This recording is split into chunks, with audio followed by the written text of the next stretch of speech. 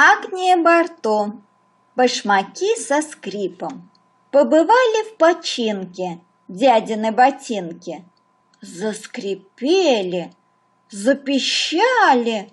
Вот уж не было печали. Как он не старался, на носочках крался и вставал на каблуки, не смолкали башмаки. Соседка стонет: «Боже, потерян мой покой! Я вся в гусиной коже от музыки такой!»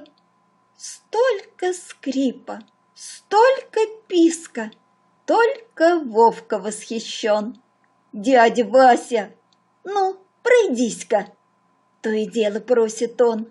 Все дают советы дяде, все сочувствуют в беде. Размочить подметки надо, погуляй-ка на дожде. В выходной, катаясь в лодке, ноги в воду опусти и размачивай подметки по пути.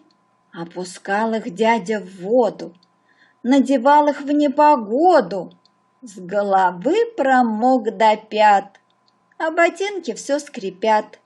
Их промаслил дядя Вася. Вновь пошло скрипенье. Все сказали: «Разувайся, больше нет терпенья».